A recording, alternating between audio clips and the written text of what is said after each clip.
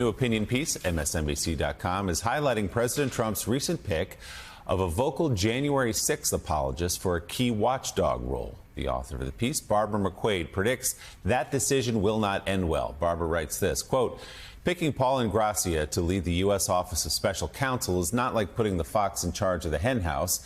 It's more like setting fire to the whole farm. His views on the January 6th riot are extreme, even by MAGA standards.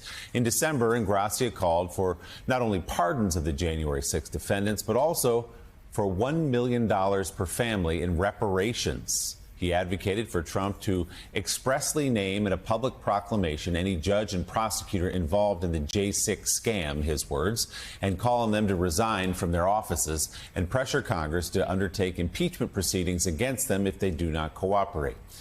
Ingrassia also urged Congress to make January 6th a national holiday, to place the day's events in their proper historical context, he wrote, as a peaceful protest against a great injustice affecting our electoral system. Again, those are all the words of Mr. Ingrassia. And Barbara joins us now. She's an MSNBC contributor, former U.S. attorney. Her New York Times bestseller, Attack from Within, How Disinformation is Sabotaging America, a huge hit, now out in paperback. Barb, great to see you. I want to talk a little bit more about the book in a minute, but can you tell us more about Paul Ingrassia, his experience, who he is, and how he got to the doorstep of this key role?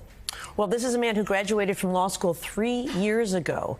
He has worked at the Claremont Institute as a research fellow, and he has been a Trump loyalist. Since the term began, he first started as the White House liaison at the Department of Justice. He ruffled feathers there, even with the very pro-Trump leadership they have there, and moved recently to be the liaison to the Department of Homeland Security. But one of the things that's so disturbing to me about this appointment, you know, certainly there are political loyalists throughout any administration, but the Office of Special Counsel is the federal agency that is created post-Watergate to ensure that there are not politics in the federal workplace. This is the agency that protects whistleblowers and enforces prohibited personnel practices so that employees are insulated from politics when they work in the federal workforce. It is, in my view, the absolute worst possible kind of match between a person and a professional responsibility. So a 30-year-old, 3 years out of law school, gets this huge job in the government. What are your specific concerns about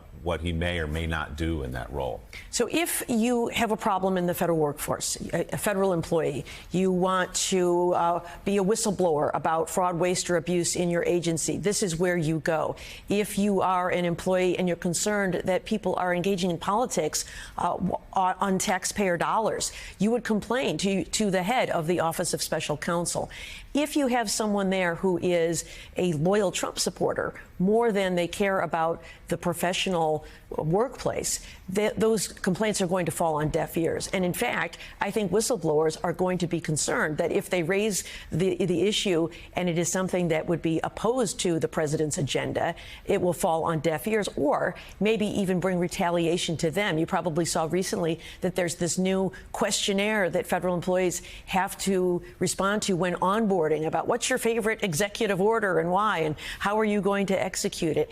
I worry that our federal workforce, which for more than 100 years has promoted professionalism, people who can do these jobs based on competence, will instead be turned into just one more political arm of the Trump administration.